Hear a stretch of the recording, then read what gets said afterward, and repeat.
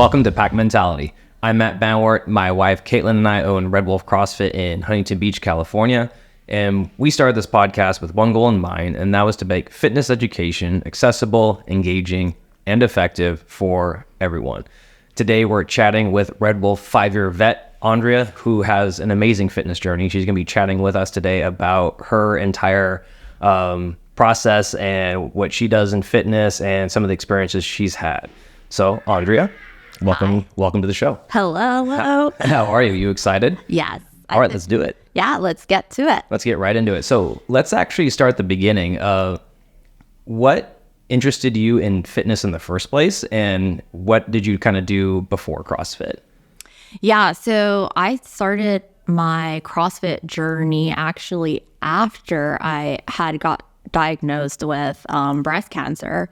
So prior to that, I really was going to, LA Fitness and trying to figure out what I should be doing at the gym every day. And it wasn't necessarily structured or coordinated. So I never felt really supported, nor did I feel like what I was doing was reaping any benefits, right? But I wasn't unhealthy. Mm-hmm. I just simply was trying to kind of figure out what to do and was just doing a lot of different things based on, social media or things that you're seeing that are kind of like the it thing to mm-hmm. be doing. And that really changed because I got sick and I really wanted to transform my life and make decisions that were really going to help me in that journey. So I took on CrossFit, and it was my husband actually, who was like, hey, why don't you try CrossFit? I knew Lorraine, who of course is also a member, as a friend, and she was doing it. So he's like, why don't you contact her? And that really was what started my journey in CrossFit. That's awesome. So a friend of a friend. Nice. I like it. And then your husband tried to push you towards it. Let's go ahead and get into a little more detail of what you were doing. So how long were you kind of doing like the LA Fitness stuff, and kind of walk us through more detail of what you were doing before you started CrossFit? Yeah, I mean, like I said, I've always been, relatively, I know this is probably not a PC way of saying it, but like skinny fat. So I've been, relatively fit person my whole life, but I was never really, looking for being extremely focused on what I eat or, the muscle mass and all of those different things. It was always more like aesthetic, right? Mm-hmm. So as long as I looked okay and as long as I looked fine in a bikini, like it was not necessarily like well-established goals in the sense of, I want to have X% body fat or really thinking about all of those things. So normally it would, be things like go to LA Fitness and do, the Stairmaster or, go to the treadmill or do, some squats or something along those lines. But it didn't necessarily have any sort of, like I mentioned previously, structure.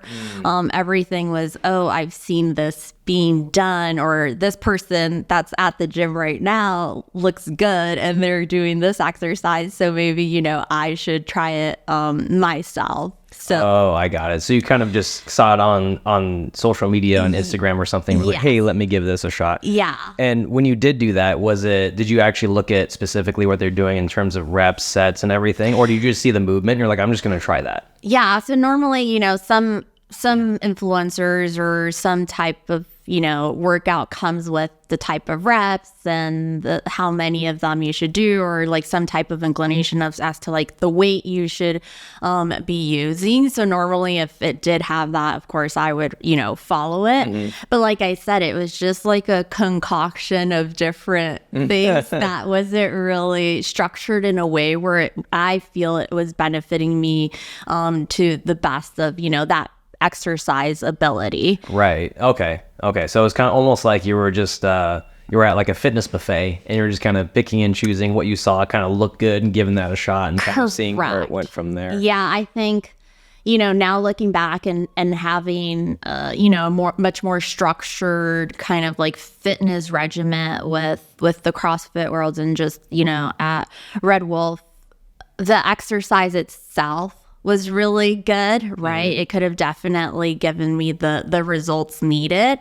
But it was the fact that I wasn't necessarily educated in regards to, you need to pair it with this other exercise to get the best benefit possible. It was, I'm doing one set of this and then I'm jumping off to some completely different body part that has nothing to do with, the muscle that I just worked. So I wasn't necessarily like fatiguing the muscle or being, emphasizing on that part of the body for that particular day. Yeah, absolutely. So it kind of shows that, that just doing things that you see and then just kind of copying people doesn't really work in the long term. It may work for short term, may give you some ideas, but at the end of the day, you need some sort of structure and progression and some sort of guidance to make sure that you are actually progressing, because otherwise you're just wasting your time. Oh yeah. And for me, I am always saying this, I need a lot of structure. I'm not the type of person that can show up and I'm intuitive with what needs to get done.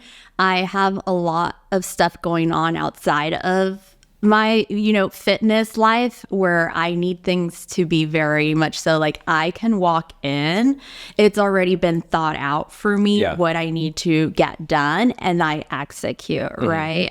So I think that's really important from personally, like that is what works best for me versus I think, of course, there are going to be other individuals who can thrive in a more independent environment. But what I have found with, the CrossFit community is you get to push yourself because you're working alongside other people. You're doing the same type of workouts. So I think it gives you some type of benchmark as to like, okay, I'm really progressing, or, this person seems to be, doing the same movement and, they're far less in their journey. So I think it can give you some type of, benchmark as to like how much more you need to work on something or, be able to further progress. I love that. That's such a great way to put it, because I think a lot of times, and at least when I first started my fitness journey as well, I didn't really have good context on what was good, what was bad, even in terms of like my progress or even if I was doing it right in the first place.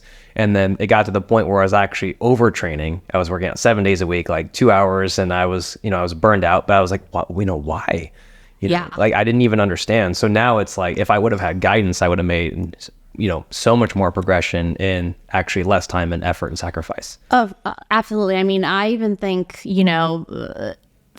4.5 years, almost 5 years that I've been coming to Red Wolf, and I started at 110 pounds and 34% body fat. Wow! Like wow, just to think, I was skinny, but like to think that is the amount of percent of fat that I had in me, and in the last 4 years, I've dropped it to 17%, which is still not great and not necessarily where I want to be, but just to see it's very healthy, though. Right? It's like a completely drastic thing, and it's I come six times a week usually, and it's not necessarily any more time consuming than what I was spending at, LA Fitness prior to that. And I'm seeing like insane results, and I continue to see them. So I definitely think it's valuable to have that structure, to have that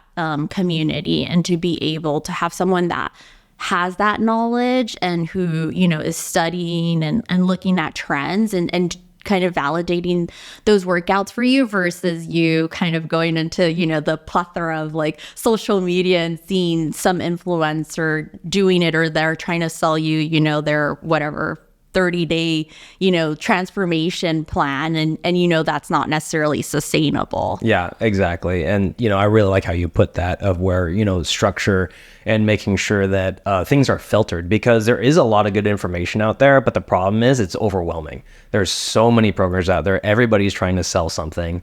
I see it all the time. And a lot of them are actually really good, but what's going to be the best for you, and what's going to be the best that can actually be customized towards you and your goals, and how can, a lot of those online programs aren't going to actually track your progress and see, is this actually improving, or are you just wasting time and money?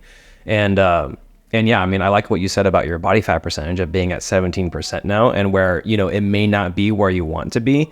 It's very sustainable. You're enjoying yourself. You're not, you're not killing yourself in the gym every day, and you're still able to live a lifestyle that isn't dedicated solely to the gym. No, absolutely. I mean, I definitely tell this to Caitlin all the time, but you know, I don't get hungry. That's my biggest problem, is I don't eat enough calories, right? And that is definitely what is impeding me and kind of plateauing me at the moment.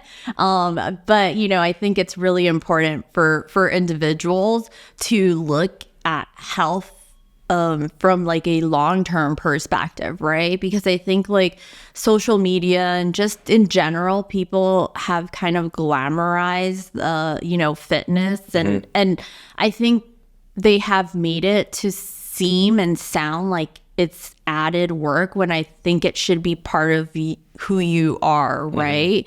And I think that many individuals want the immediate results without putting any effort or putting in any of the work involved to live the healthy lifestyle, right? I see it all the time with individuals who are like, oh, you know, you're so lucky that you've gotten so toned and all this stuff. And I'm like, it's not luck. Like, I'm at the gym all the time. I've had to make a lot of sacrifices. I've had to push myself mentally quite a lot from, you know, I've come from a restrictive mindset of like, I can't do that. Like, you know, I've never lifted double my body weight, and that's like impossible to think of. So I feel, you know, getting rid of that mindset of like, oh, I need it to be done in X amount of time. While those goals are great, I think, you know, you need to be realistic with where you are and where you want to go, right? Because I know my goal when I first started, I was like, hey, in 5 years, I want to be able to like be a lot more fit. And I feel, you know, from 34% to 17%, that's pretty good. And that's outstanding. Yeah. And I'm not necessarily stopping, right? So for me, it's like the long game of like, how do I make fitness so embedded into my life where it's now a requirement, right? It's a lifestyle. So I've done it in a way where I now can't go back to not working out, to not eating healthy, versus some of these like 30-day crash courses or, you know, lose 10 pounds in 30 days. What's going to happen is in a month from now, you're going to be the exact same weight, if not more, right? If you stop doing it. I see that all the time. Yeah. And it's, you know, habits that you have to create. And I think time is the only kind of thing that you can do to create really good habits. Yeah. And kind of going back to what you said earlier, I hear that from other people as well, from other members who have other friends or family members or whatever, who tell them, oh, you're so lucky that you are like this, as if it's luck and not calculated. I mean, you work out at 5 a.m. So please tell me how that is lucky. Well, you know, it's very rough to wake up every day at 4:30 to, you know, go work out first thing in the morning. And sometimes people are like, oh, but you're so motivated.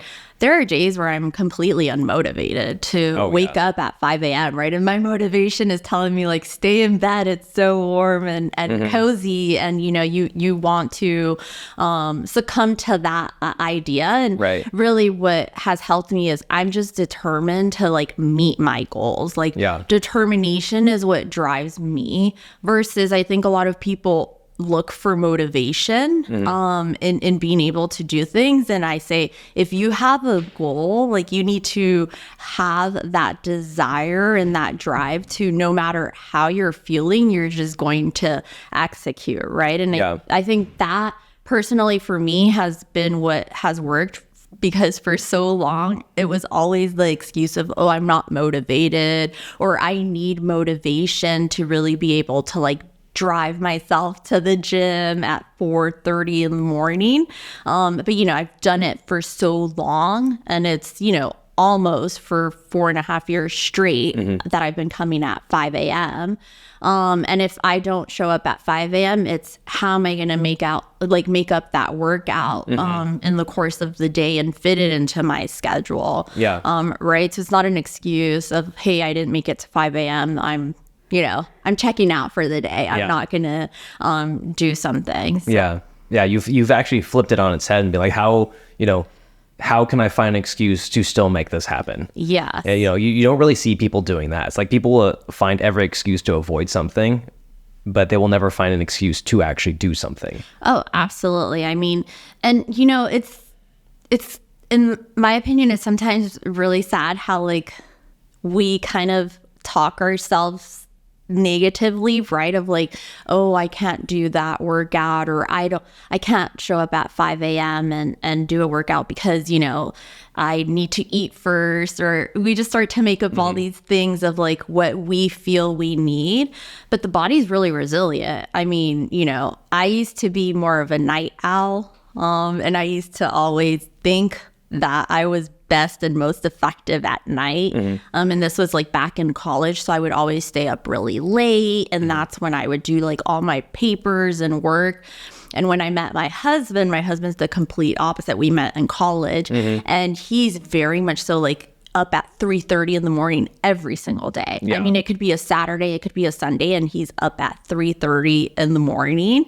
And I've changed to now be like a morning person. So I'm up at every day, no matter what, at 4:30. I'm up and about, no matter if I'm showing up to the gym or not. Yeah. And I've just made it an intention of saying, no matter how I feel, no matter like what the circumstances are, like I'm showing up at that time. Yeah. And not making any excuses and holding myself accountable. Of course, there's days where, I sleep in, or I, turn off my alarm and cancel class. And, my husband is like, why didn't you go to a 5 a.m. class? Like what time are you going to go to alternatively? So really surrounding yourself by people that have that mindset as well, right? Yeah, I really like how you said that, because I fully believe that your environment is really what truly will shape your success in the long term, especially.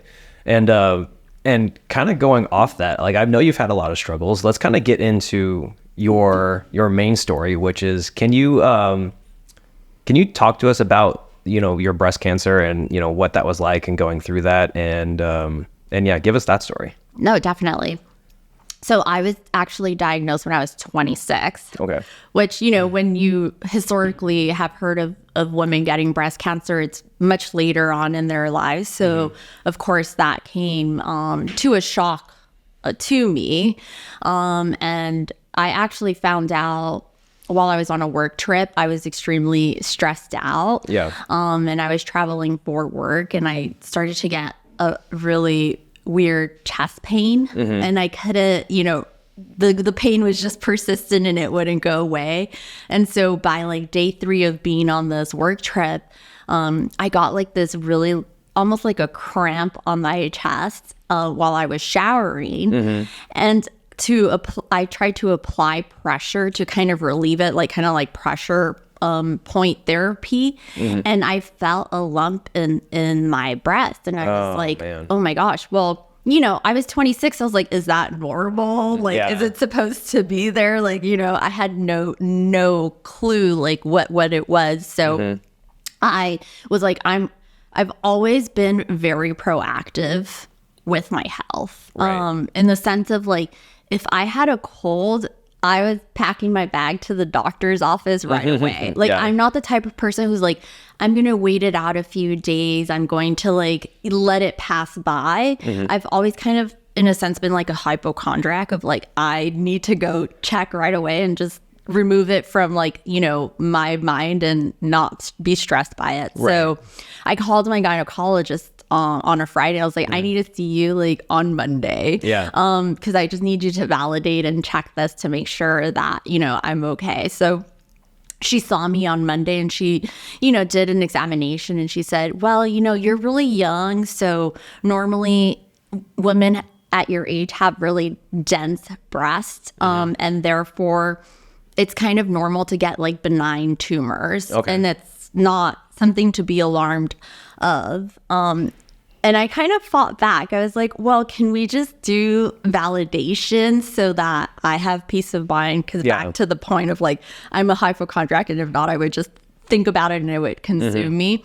So she's like, yeah, of course, like, happy to send you to get an ultrasound done.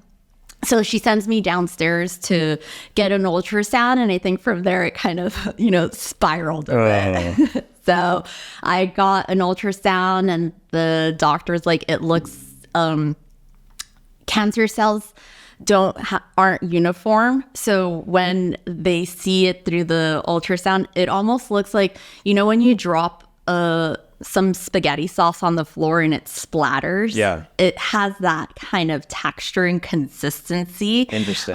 So they were like, it has a really weird form, so we're going to have to do like a biopsy on you. So I had to go the following day to get a biopsy done. So they cut you, take samples. So all that transpired in a course of a week. Wow. And the following Monday, I get the call from my gyno. And honestly, this is like, so it felt like I was in a movie, because I've always known that when a doctor personally calls you, it's never to give you good news, right? So I was like, already, as soon as I heard her, I kind of had like this feeling of like, this is not necessarily going to be good news. So she, is talking to me. She's like, hey, I just want to tell you, like, it's not good news. Like, you've been, diagnosed with breast cancer. And so I just remember briefly being kind of like super shocked by it, and then saying, okay, well, what's next? Like, what do I need to do? And so she's like, I'm going to give you the phone number to a surgical oncologist so you can get in contact with her and kind of, get the process started. So she put me in contact. 2 days later, I was seeing a surgical oncologist. And up until that moment, I had not cried. Really? Yeah, I'm a pretty emotional person, but I'm also very resilient in the sense of like, things don't really throw me off. And while it's very shocking to hear like, hey, probably like the worst word in the language, right? Cancer. It wasn't really like, I don't know if it was, I had not digested the news yet. I was just kind of like in shock mode or whatnot. I didn't allow myself to like feel like doomsday. Yeah. I was just like, okay, what needs to happen? Like, what do I need to do to like just overcome this and, move on to the next thing? So I saw my surgical oncologist, and she's like, almost stage 3 cancer. So, wow. More on the aggressive side. So everything is much more fast paced. Everything's very critical that you action right away. So I was supposed to leave to Europe that Friday. So she's like, I recommend you cancel your trip. You start a fertility treatment. You have surgery in 3 weeks. So it all kind of, came crashing all at once. Mind you, I was 26. I had no idea if I wanted to have kids, and I had to be making these executive decisions. Right. I was in the peak of like thinking, oh, I'm going to go to Europe and enjoy. And now it's like, I have to make all these like life altering decisions. And am I making the right decision? And kind of, that short time frame that you have. And I will say one of the 2 times that I did cry in the whole process of this was when she was talking about like the whole fertility process. And she was asking me all these questions like, do you want to have kids? Do you have a partner that you want to like, do the embryos with? And it was all very overwhelming for me because, as I just mentioned, I was young and I didn't really know or or kind of have like a way to digest this information. So that was probably like the first and most impactful thing that I felt was making those decisions for, undergoing a fertility treatment. But after that, it was back to back. I had 4 surgeries in a year. Wow. So thankfully the tumor was encapsulated, so I didn't have to do chemo. I got a really low, it's called the oncotype score. So they test your tumor to see like the rate it spreads. So it was on the lower side. So that equals you don't necessarily have to undergo chemotherapy, but I was on medication for 5 years. I actually just stopped a few months ago. Wow. Congratulations. Yeah. And so it was a roller coaster, right? Because I couldn't work out for a full year. I was put on hormone suppressants. My body was changing a lot. Yeah. And I felt completely not in control of the whole situation, right? I felt like I was there for the ride versus I can dictate what needs to happen. And I think, that was a big reason why I chose CrossFit and especially Red Wolf, because I loved the structure that it was able to bring to my life in a moment of like a lot of uncertainty and also a lot of weakness, right? I was very vulnerable physically, mentally, emotionally, and it was a great outlet for me to be able to, come and learn to accept my body again, learn to be able to do some of the movements that I was able to do so before, but now, I was unable to completely do. It was like starting from ground zero. Wow. What a story. That was intense. And I haven't even heard the full story yet. I mean, I knew you had breast cancer. I didn't know how serious it was. Wasn't aware of the 4 surgeries. I didn't know that it went from 0 to 100 in a matter of days. That's insane. So thank you for sharing that. No, definitely. And I think it's, it's one of those things where it's forever going to follow me, right? I mean, I just had a surgery a month ago for the same thing, for a recall. And so I think when you're put in these situations that are outside of your control, right? Like cancer was out of control for me. I always thought to myself, what are the things in my life that I can control? Right. And I think that adds a lot of balance to the life. And I felt, fitness, taking care of myself, like what do I eat? Who do I hang out with? Like who am I bringing into my circle is what I was able to control. And I think that's a really important aspect that people sometimes miss, right? They let some of these circumstances that are out of control kind of spiral them versus saying, hey, let me focus on the things that I can control and make sure that, they're the top-notch quality, whether that's fitness, whether, that's friends, etc. No, wow. I'm still processing everything. That was intense. So were you cancer free after a year after the surgeries? Yeah. Okay. So I was cancer free actually after my first surgery. And the other surgeries were much more like reconstructive and going back and fixing some of the stuff that, when you go into the first surgery, everything is like, let's attack and, just make sure that we remove the root cause and then think about like next steps. Yeah, exactly. Thankfully for me, I always tell people this. I feel like I got, very lucky in the sense that it was an easy process in comparison to other people that have to go through the same experience that I have. I have friends that, they were misdiagnosed for months before they were, told that they had a later stage type of cancer. Wow. They had to go through chemo. They had to go through radiation. So I always tell people like, I went through in my opinion, like an easy process. It was all very straightforward. It wasn't a lot of, kind of like the chemo thing, which is can be taxing on your body. So I always tell people, like, I feel like I was lucky in the sense that, you know, I didn't necessarily have to go through those things, versus other people, you know, aren't as lucky and have to go through a much more extensive treatment. Wow. So yeah, what a story. I'm still blown away. So when you joined Red Wolf, how long was that after you were cleared to exercise?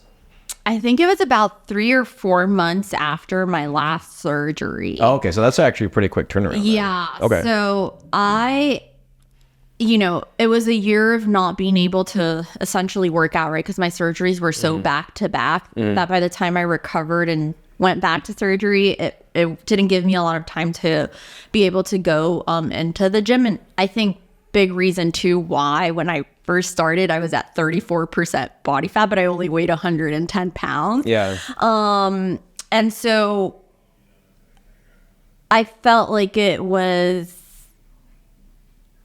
a very critical time for me to reset, right? I had spent a year just like getting my body trashed. I had, you know, I want to say about my first surgery, I was out for almost 8 hours. Wow. It was an 8-hour surgery.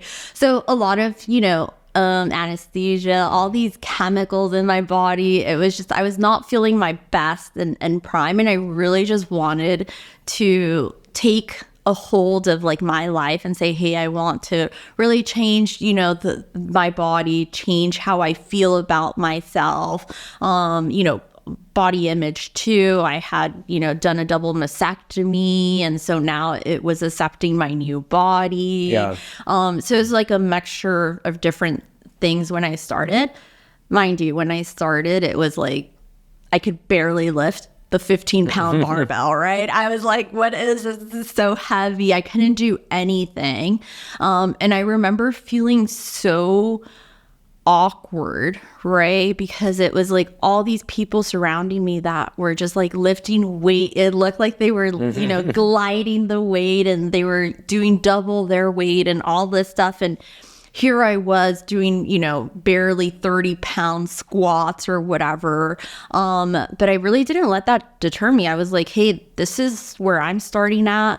People don't know my journey, but the fact that I'm here and I'm able to even do this movement, to me, it felt like I already was winning at life, right? 100%. So I didn't really let those variables influence me, because I know sometimes it can be influential. Of like, you walk in and, you know, still to this day, sometimes I'm like, oh my gosh, I'm going to be the one who lifts the least in my class, especially because at 5 a.m. everyone's very competitive and, you know, everyone's really strong.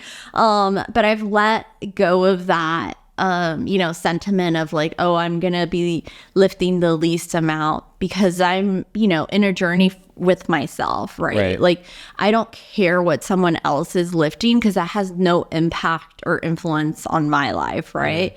So I always now try to just focus on, okay, whatever, I'm lifting only, you know, 100 pounds, but at least it's my 100 pounds and I'm able to do this movement, you know, easily and with good form and all these things. So yeah, wow. Nailed it. I love it.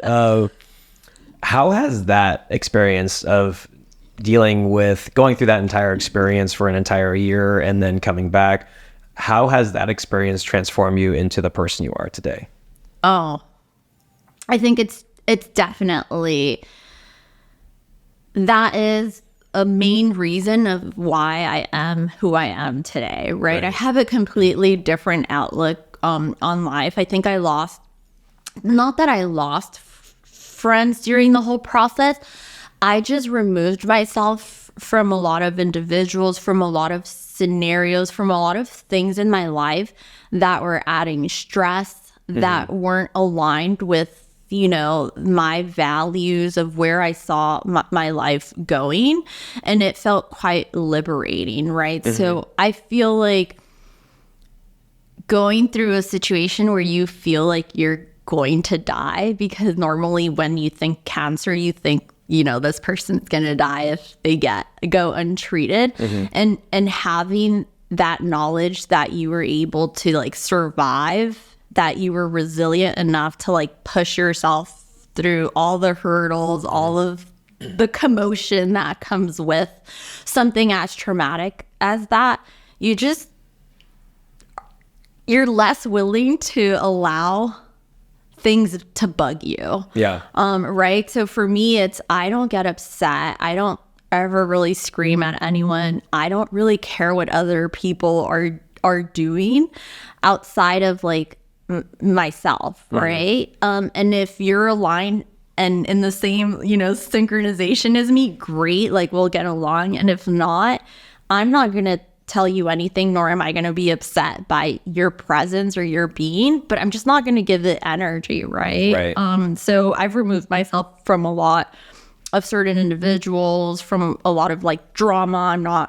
I hate the drama. Like, don't, follow me. I live a very like quiet life. I just remove myself from like, well, I wasn't ever really a drinker, but like drinking, things that don't bring positivity to my life, right? And I think for me, it's just I value the day to day a lot more than looking too far out into the future.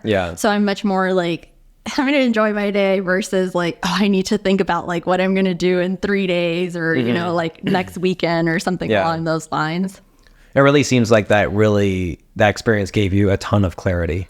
Yes, definitely. I feel it, even though it's traumatic and in that moment, it didn't feel like there was a lot of clarity.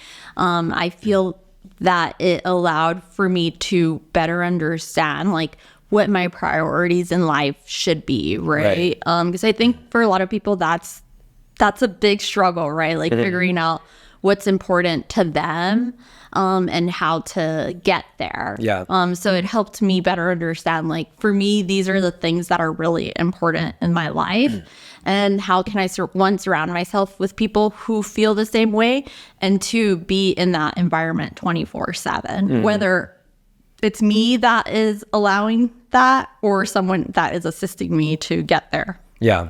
No, that's extremely well said, because I think a lot of times, and I made this mistake when I was going through tough times myself, was that when you're going through it, it's not enjoyable at all. But who you become on the other side of it, it's totally worth that experience sometimes. Oh, yeah. Because I mean, look at who you've become, and look how I love what you said about, I'm living day to day. And I think, especially even myself, like I get so caught up on like the entire year and what's coming next, and I don't spend enough time actually enjoying and being grateful for what I have today.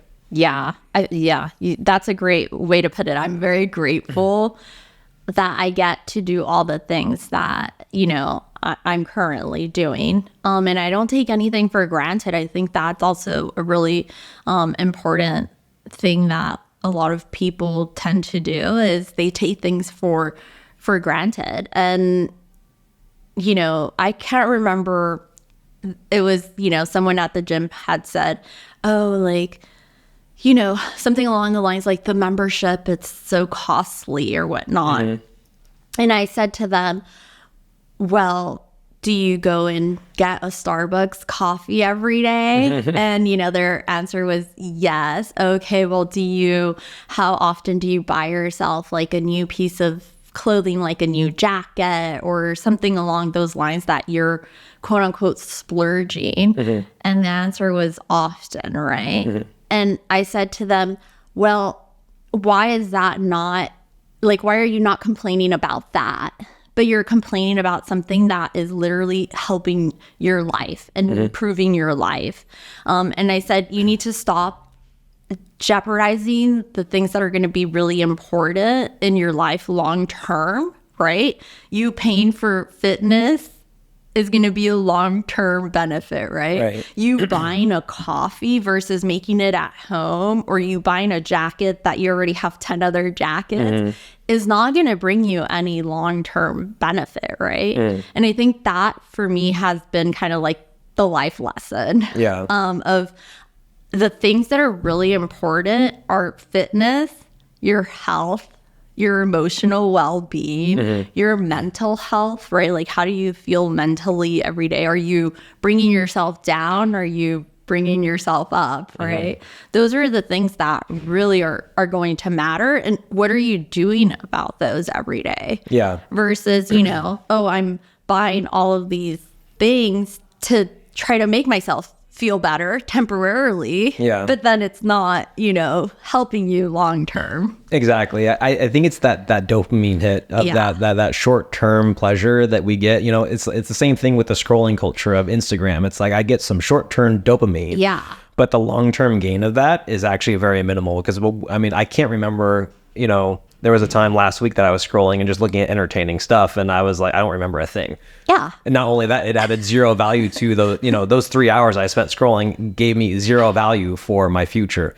Whereas, you know, I've almost died twice myself, and I didn't realize how quickly your health can go from extremely everything 100% okay, 100% healthy to absolute zero in a matter of hours. Right. And it's crazy, right? Because we take our life for granted. Until you lose it. Right. Till something traumatic happens to you, and then you begin to value all of these different things. And you want to prolong your life, right? Like, I'm doing all of these things to try to prolong my life. Like, I got diagnosed at 26, so that kind of probably shortened my life by a bit, right? With all the surgeries and just in general. So I have to work extra hard to make sure that, you know, I'm at an even baseline from a health perspective.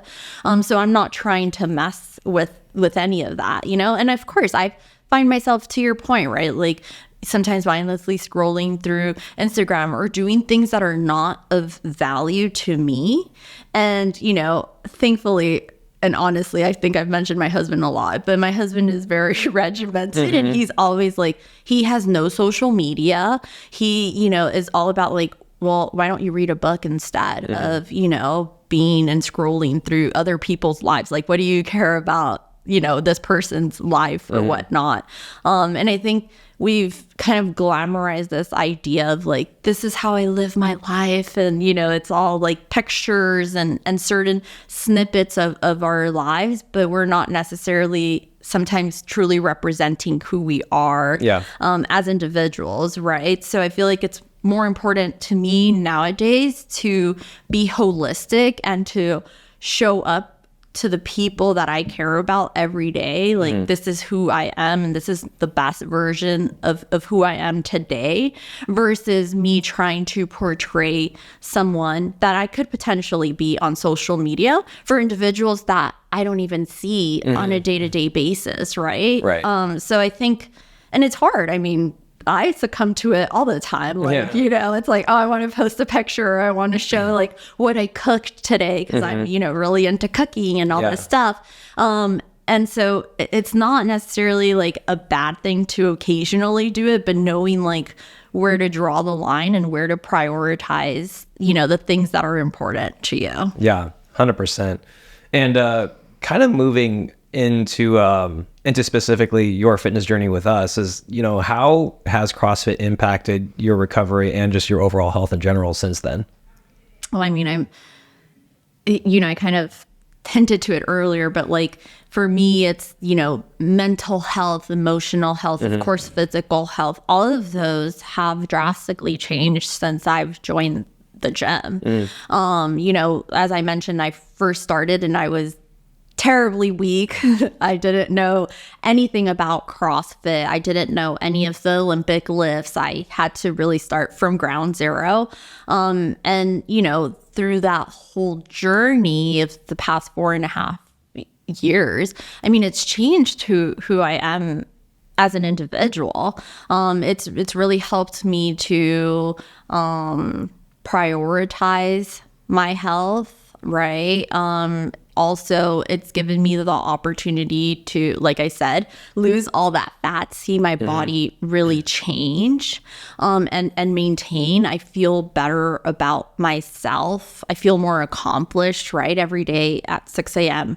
while people are still sleeping, I have already, finished my workout. I, feel invigorated. I'm good to like go tackle the day. So it's allowed me to really feel, emotionally, mentally, and physically a lot better. Wow. Yeah, it's funny how just making it, like you said earlier, it just made it an embedded part of your life, and how much that can make an impact. Just 1 hour a day can make that big of an impact for you. Yeah. So it's, that's and I've recently, about like 2-3 months, probably a little bit more than that, have made it now an effort to be at the gym for like 2 hours. So I stay after class and I do extra work. The amount of results I was seeing before I had my surgery was incredible. And it was just that extra little effort, and before there was times where I would spend it talking with someone after hours and doing all of this other stuff, right? And now I've just shifted that time frame to be like, hey, from 5 to 7 a.m. is my time to work out and to really, recoup, stretch, all that good stuff. And I've seen so many like pivotal changes in my body in such a short time frame, right? But it's back to that whole thing of like really thinking about what you do with your time and being mindful and intentful, right? Showing up at the gym for an hour, like, are you really putting your best effort in that hour, or are you not pushing yourself? I'm gonna do 20 pounds today, even though you could easily do 30-pound dumbbells, right? And kind of like those little things really change your body and also change you as an individual. You become much more, I don't think aggressive is the right word, but you become much more, aggressive in the sense of like, I'm going to go for this weight today. Like, I'm going to push myself out of my comfort zone versus I'm so comfortable here and I know that I can lift this weight no matter what. I think that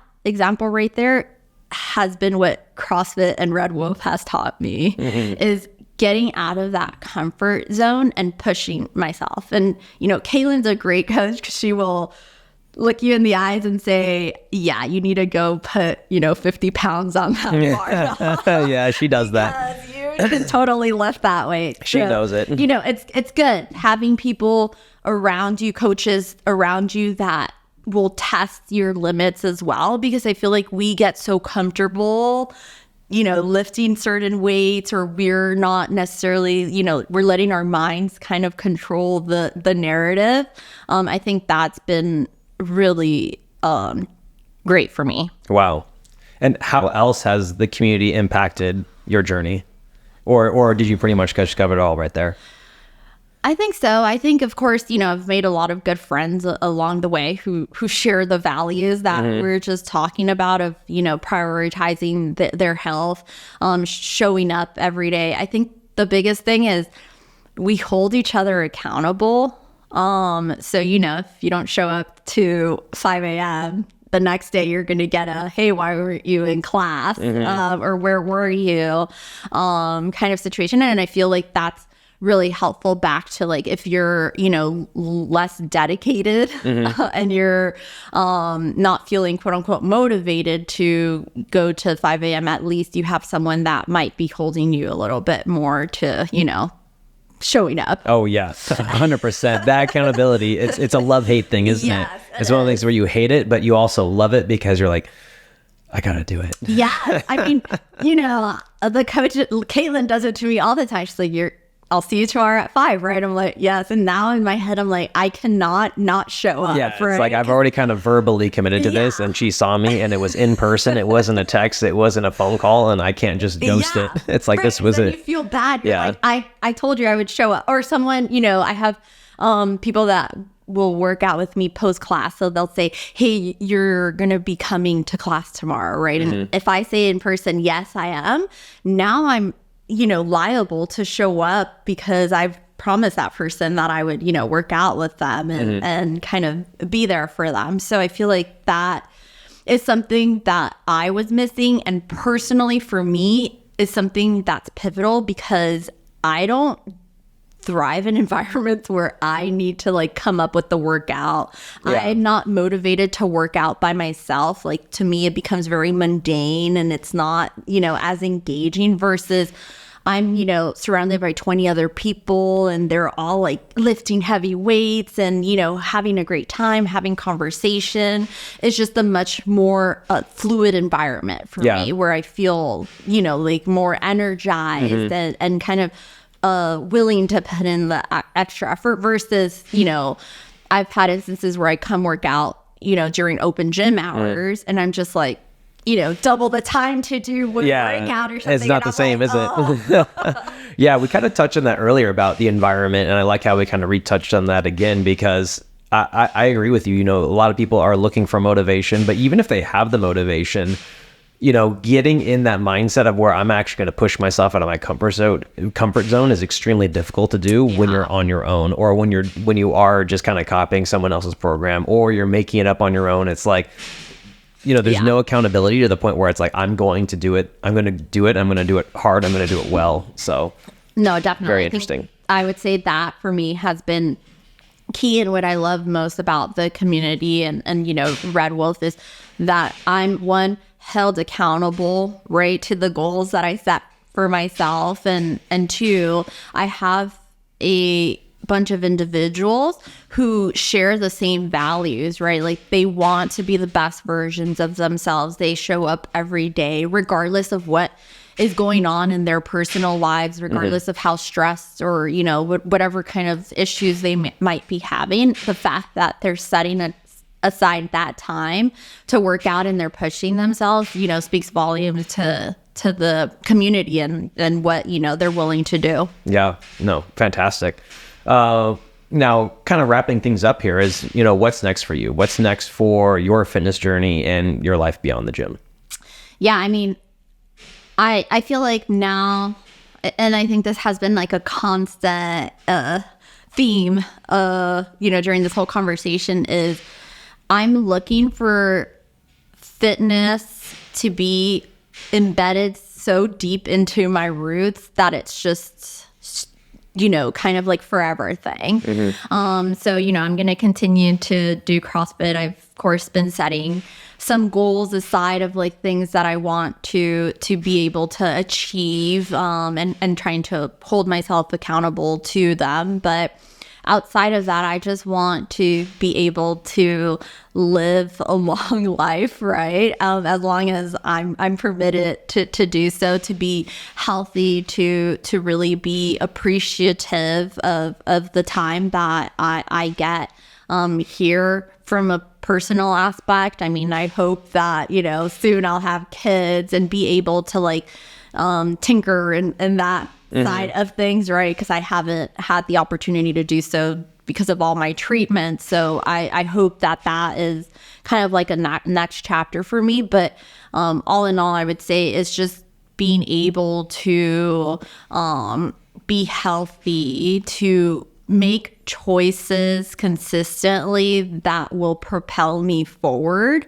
And when I don't make those choices, because, we're not perfect at all and we all have downfalls. And, I know for sure there's days where I might have one too many cocktails or I might eat, too many desserts or whatnot, is just continuing forward, right? And not letting that derail your progress of health, fitness, whatever it might be. Yeah, I absolutely love it. Andrea, any other final thoughts or words of wisdom from you before we wrap things up? No, I would just say if, there's anyone out there who's had a similar experience or not even cancer, right? Like any kind of thing that has prevented them from being able to work out or show like their best version of themselves is, be dedicated. That's like the biggest thing that I always tell people is sometimes the motivation won't be there, right? Because of multiple factors, but just be dedicated. And like I said, don't let the downfalls or don't let the setbacks, right, bring you down. Because all in all, at the end of the day, like no one aside from you is going to be the one that's accountable for it. And you have to live with yourself forever, right? You're like the one person you can't get away from. So I feel like show yourself a little love and prioritize your health and fitness. Like I said, it's personally speaking, it's been life-changing for me. And I've made a lot of changes in my life to ensure that, I can come to class every day, that I can do. If, I've personally needed it, like personal training sessions, I've prioritized that in my life. And I've cut back or I've made adjustments to ensure that that has been able to happen. So just, be mindful of that is kind of what I have to say. Well, 100%. No, this was a fantastic story, and I'm glad that we finally got to tell it so others can hear it and be inspired and help them, not get motivated, but do it despite of their motivation or how they feel, that they will still continue to do it or start on their own. So, Andrea, thank you so much. It was an absolute pleasure to have you today. Thank you. All right. Well, thank you so much for listening. If this was helpful, please leave us a review so that way we know to make more content just like this. Don't forget to follow us on social media at Red Wolf CrossFit, and feel free to DM your content suggestions there. We'd love to hear from you. Until next time, good luck. Have fun. Nailed it.